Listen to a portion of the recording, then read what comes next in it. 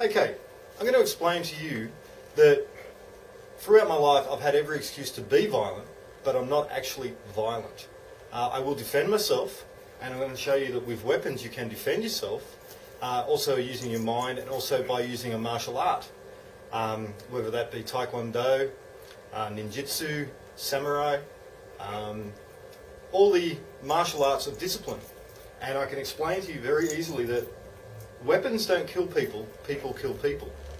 Now, I've had a very rough and very violent life, witnessed a lot of anger and hatred, and I can actually explain to you why we don't need the anger and the violence anymore. But I'll explain to you the weapons that we've used throughout time and explain to you that at 13, my science teacher actually explained to me how to build a nuclear bomb. And I'll go into that story a little later. Quite a funny story, but he actually gave us the knowledge and where to look and how to do it and how to build a nuclear bomb. I haven't done it.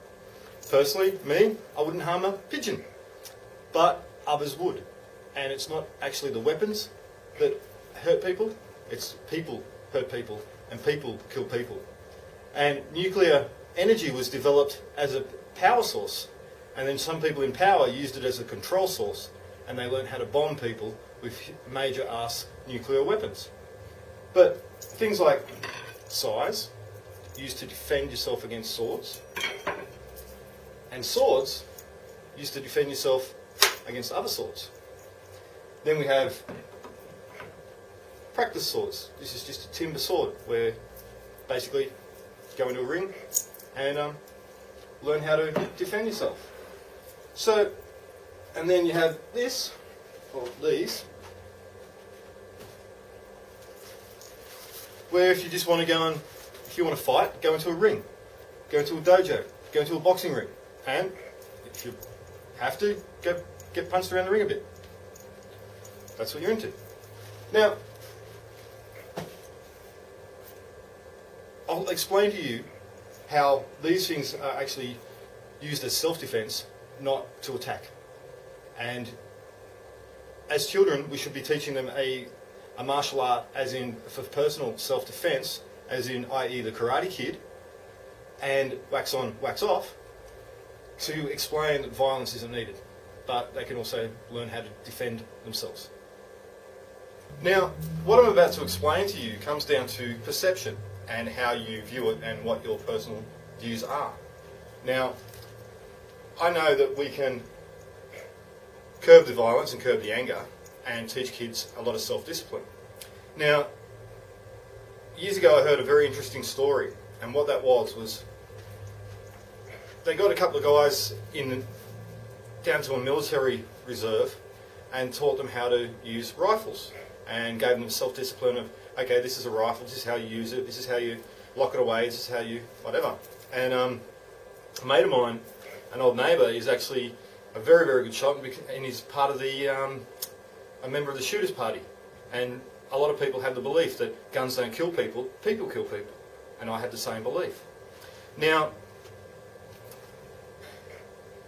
the story I heard was an interviewer rang this guy who was teaching these kids how to use weapons. And the woman says, aren't you just teaching them the skills how to go out there and kill people? You're just making them killers. And he, over the phone, says, look, ma'am, you're equipped to be a prostitute. Are you? The woman hung up. So, anyone is equipped to do anything. It's what you choose to do through your own perception. But you can teach kids self-discipline. And we'll go on to a few things like size. Used to defend yourself against attack from swords. They can be thrown, they can be used to harm someone, but they are used primarily as a defence weapon. There is a dojo in Sydney, I think it's martial arts taekwondo, and buy yourself one of these, just a wooden sword, practice sword, and you can go down there and learn sword fighting, the art of swordsmanship. I'm into things like Robin Hood, grew up as a kid, Cowboys and Indians with bows and arrows, and the old ancient weapons. So, as a child, I used to play with these sort of things.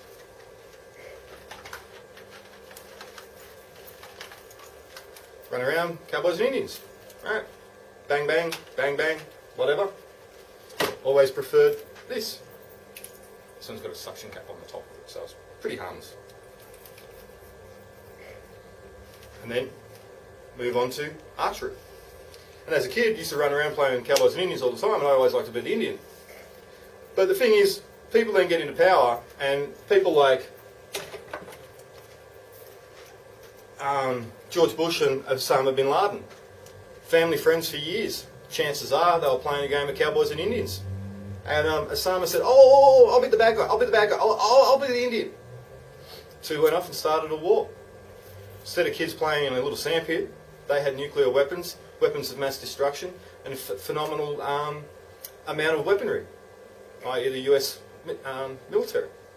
So little kids went on being aggressive and violent, given even bigger weapons and even more violence. It's that simple. Easy way to solve that is actually take away the toys from the bad kids and give them to the good kids. And put them over your knee and spank their backside. They learn. Now, also, this is my favourite one. It is an ornamental sword. Basically, pull it apart, you have two swords. Pretty cool, huh? So, I've always been fascinated by swords. Always. And one of the things I would love to do is actually learn proper sword fighting and some sort of martial art. And I think kids at a very early age pick it up very easy. And when they're young, they can actually be taught the discipline and the self-respect of the martial arts. Now, my science teacher, my Year 8 science teacher, I'll always remember the guy, even though he told me the world spins really, really fast to create gravity, and if it stops spinning, we'd splatter against the walls and float off into outer space. Well, even though his scientific theory was incorrect, he was a bloody funny guy, and he made me remember quite a few things. Now, many, many years ago, he was explaining to us that how a guy built a nuclear bomb. And I'll give you an example of this guy. First of all, what he used to do was, he explained to us after he'd given up smoking, that he used to get a bowl and he'd have a cigarette and he'd say, "Okay class, what I'm going to do is I'm going to blow smoke into this bowl and I'm going to throw a tea towel over the top and the smoke will go into the bowl." And everyone's like, yeah, whatever, yeah, sure. And he'd have his cigarette, and he'd blow the smoke onto this tea towel. And he'd pull the tea towel away and it was full of smoke. And we were like, "Whoa, how'd you do that?" Got us interested, and he showed us the chemical reactions that he placed in the little dish in the bottom before he did it, and how whilst that he was distracting the class with his cigarette, the chemical reaction was creating the smoke inside the bowl. So he pulled the towel away. And I'm like, whoa. He went on to explain that he used to be a chronic smoker and he'd make up any excuse to have a cigarette in class. He regularly did that trick just to have a cigarette in class. Now, he also at one point, the entire class was rowdy as. We were yelling, screaming, carrying on, and he just, at the top of his lungs, said, "The word fuck!" Boy, did that get our attention. And we're like, "Oh, whoa." Went on to explain that the word fuck is the most versatile word in the English language. Because you can fuck, you can be fucking, you can be fucker, you can be fucked up, you can fuck up. It is literally the most versatile word in the English language, and yet we don't use it that much. Personally, I use it a lot because I fuck up quite a lot. But he went on to explain that this kid was doing really, really bad at science, and he was going to give him an F and fail him. And he said, "Look, if I get an F, my dad's going to belt my ass like you wouldn't believe, and he'll ground me, and I cannot get an F. How can I get an A?" And he said, "If you can do an assignment that really blows my mind, I'll give you an A." And he just joked and said, "Well, how about I build a nuclear bomb?" And science teacher said, "Mate, if you can build a nuclear bomb, you got an A. You get an A plus." So this kid went out and started doing his research. And doing research, and he learned to ask the right questions. And at one point he rang a company and worked out that he needed some dynamite that imploded, not exploded. So he rang up and they said, yeah mate, we got that, not a problem, what are you using it for? And he says, oh, I'm doing a school project, I'm building a nuclear bomb. Click.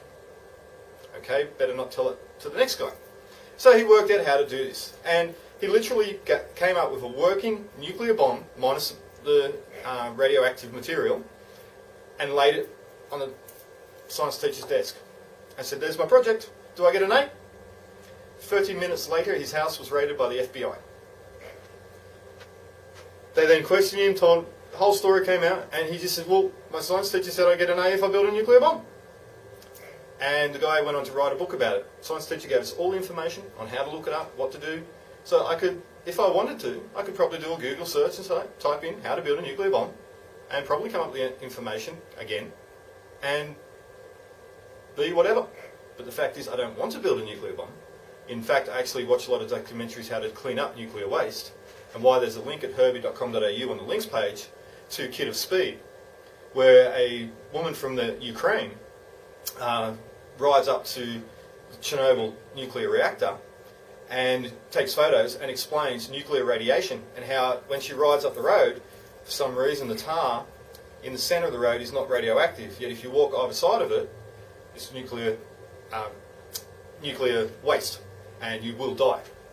Yet she also points out that in certain areas there are still people living in there, there's animals living in there, but in the first year there was the radiation sunk into the soil at 1 millimetre, and 20 years later it's 20 millimetres into the soil. So in 1,000 years' time it'll be 1,000 millimetres into the soil. So if we don't clean it up soon, then it's going to be a mess for future generations. And I've watched a lot of documentaries on broken arrows. There's a movie with John Travolta and Christian Slater called Broken Arrow, where they steal a nuclear bomb. Well, there's been at least 50 declassified cases of broken arrows where either they've lost them, or one story where a bomber was actually going across America, bomb doors open, click, bang, dropped a nuclear bomb in some guy's backyard. And he still has the crater. And it was quite funny at the end of the documentary. Typical American, he's turned around and said, they were going to pay me $500 to fill in the hole, but I figured if we fill in that hole, there's going to be another hole somewhere else. So I decided not to fill in the hole. So, nuclear waste can actually be cleaned up. It's messy, but it can be done. And Chernobyl can be cleaned up. Maybe over time, it might only take a couple of centuries. But hey, if we start doing it, we can clean up the problem.